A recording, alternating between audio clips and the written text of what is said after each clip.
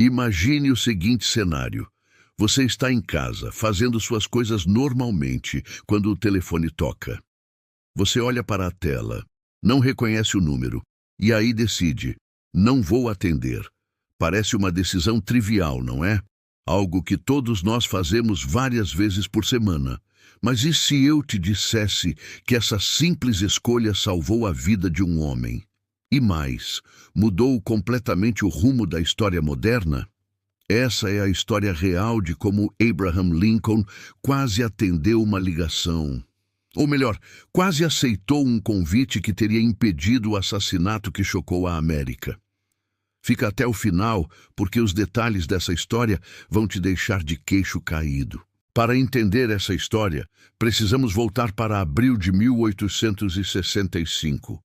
A Guerra Civil Americana, que durou 4 anos sangrentos e dividiu o país ao meio, finalmente estava chegando ao fim. Abraham Lincoln, o 16º presidente dos Estados Unidos, era visto por metade do país como um herói que manteve a União unida. Pela outra metade, especialmente no sul derrotado, era considerado um tirano. Lincoln estava exausto. 4 anos de guerra, mais de 600 mil mortos, decisões impossíveis tomadas diariamente. O peso da presidência durante o conflito mais sangrento da história americana havia cobrado seu preço. Mas agora, com a vitória da União praticamente garantida, Lincoln podia finalmente respirar. Ele planejava relaxar, passar tempo com sua esposa Mary e começar a reconstruir o país destroçado. Na noite de 14 de abril de 1865, uma sexta-feira, Lincoln tinha planos simples. Assistir a uma peça de teatro com sua esposa. A peça se chamava Our American Cousin e seria apresentada no Ford's Theater, em Washington. Era para ser uma noite tranquila de entretenimento, uma pausa bem merecida. Mas o que Lincoln não sabia é que alguém estava planejando transformar aquela noite em tragédia. Agora vem a parte que vai te surpreender. Naquela mesma manhã de 14 de abril, Lincoln recebeu um convite. E não era um convite qualquer. O general Ulysses S. Grant, o herói militar da União que havia liderado as tropas à vitória, convidou Lincoln para uma reunião estratégica em sua residência particular.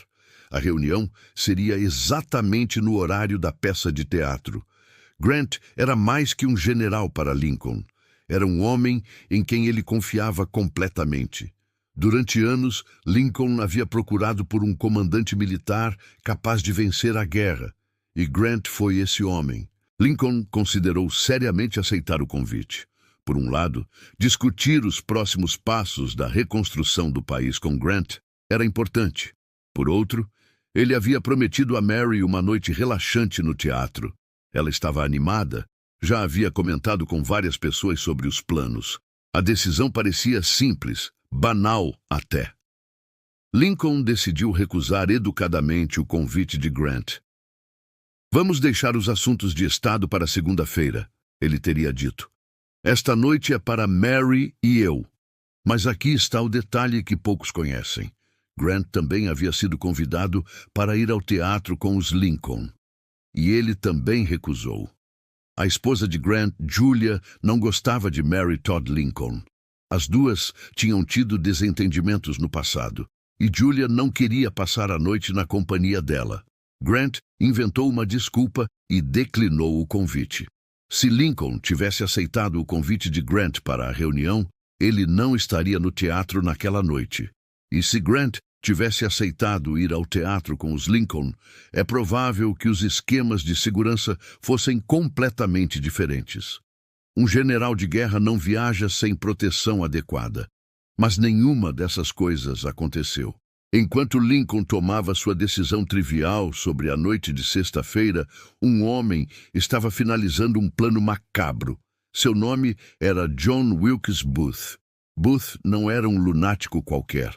Era um ator famoso, bonito, carismático. Vinha de uma família de atores respeitados e era conhecido em todos os teatros de Washington, incluindo o Ford's Theater. Mas Booth tinha um segredo. Era um fanático simpatizante do Sul. Ele via Lincoln como o destruidor de um modo de vida e estava obcecado com a ideia de vingar a derrota confederada. O plano original de Booth era sequestrar Lincoln e trocá-lo por prisioneiros confederados. Mas com o fim da guerra, o sequestro não fazia mais sentido. Então Booth decidiu. Ele iria assassinar o presidente, e ele não estava sozinho. Booth havia recrutado co-conspiradores. O plano era ambicioso. Na mesma noite, eles assassinariam Lincoln, o vice-presidente Andrew Johnson e o secretário de Estado William Seward. Era uma tentativa de decapitar completamente o governo americano. Na manhã de 14 de abril, Booth descobriu que Lincoln estaria no Ford's Theater naquela noite. Ele conhecia cada canto daquele teatro. Sabia exatamente onde ficaria o camarote presidencial. Sabia quais corredores usar, onde ficavam as saídas. Era o cenário perfeito. E aqui está algo perturbador. Se Lincoln tivesse ido à casa de Grant, ou se Grant tivesse ido ao teatro, os planos de Booth provavelmente teriam falhado. A segurança seria diferente. O local seria diferente. As circunstâncias seriam outras. Mas o destino ou o acaso conspirou de forma diferente. Às 20h, Lincoln e Mary chegaram ao Ford's Theater. Eles estavam atrasados. A peça já havia começado. Quando entraram no camarote presidencial, o público se levantou e aplaudiu. Lincoln sorriu e acenou. Era um homem querido por muitos, odiado por alguns.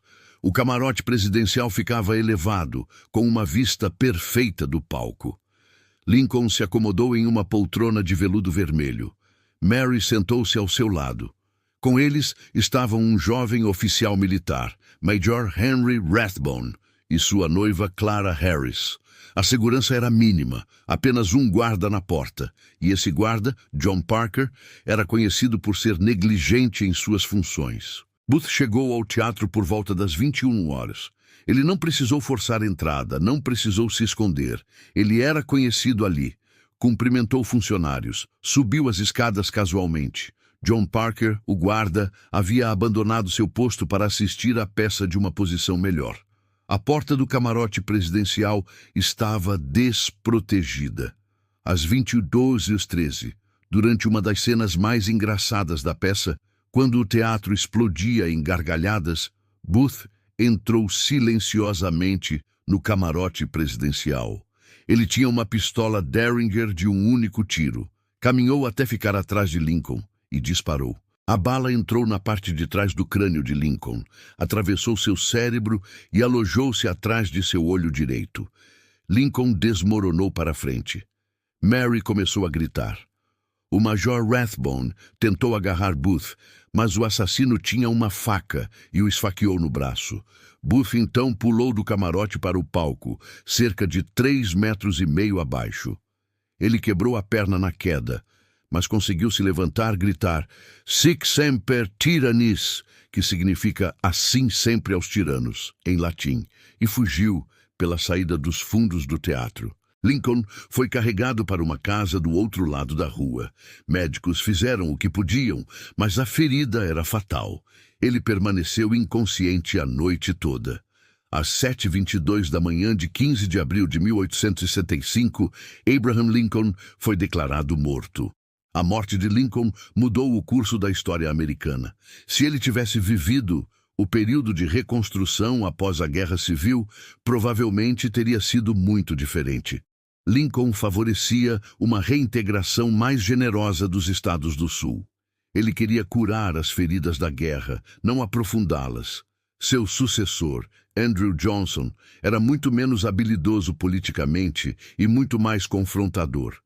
A reconstrução tornou-se mais punitiva, mais caótica e, em muitos aspectos, menos eficaz. Historiadores argumentam que os efeitos da morte prematura de Lincoln podem ser sentidos até hoje nas divisões raciais e regionais da América. Quanto a Booth, ele fugiu, mas foi capturado 12 dias depois em um celeiro na Virgínia. Recusou-se a se render e foi baleado. Morreu horas depois. Seus co-conspiradores foram capturados. 4 foram enforcados incluindo Mary Surratt, que se tornou a primeira mulher executada pelo governo federal americano. O camarote onde Lincoln foi baleado no Ford's Theater nunca mais foi usado. O teatro acabou se tornando um museu, um memorial ao presidente assassinado. E aquele convite? Aquela decisão trivial de não ir à casa de Grant? Grant viveu com a culpa pelo resto da vida. Ele escreveu em suas memórias que se sentia responsável, que se tivesse insistido mais, se tivesse ido ao teatro, talvez pudesse ter feito diferença. Mas a verdade é que ninguém poderia ter previsto. Eram apenas escolhas normais, decisões cotidianas sobre como passar uma noite de sexta-feira. Essa história nos lembra de algo profundo sobre a vida. As decisões mais importantes nem sempre parecem importantes no momento. Lincoln não sabia que, ao escolher ir ao teatro em vez de visitar Grant, estava selando seu destino. Grant não sabia que, ao recusar o convite por causa de tensões sociais triviais, estava mudando a história. Quantas vezes fazemos escolhas aparentemente insignificantes que acabam alterando completamente o curso de nossas vidas? Atender ou não atender uma ligação. Aceitar ou recusar um convite, ir por um caminho ou por outro. Abraham Lincoln quase não foi ao teatro naquela noite. Uma decisão banal, uma escolha simples, e isso mudou tudo. Se você gostou dessa história, deixa o like e se inscreve no canal. Temos dezenas de outras histórias fascinantes que você precisa conhecer. E me conta nos comentários qual foi uma decisão pequena na sua vida que acabou mudando tudo. Até a próxima.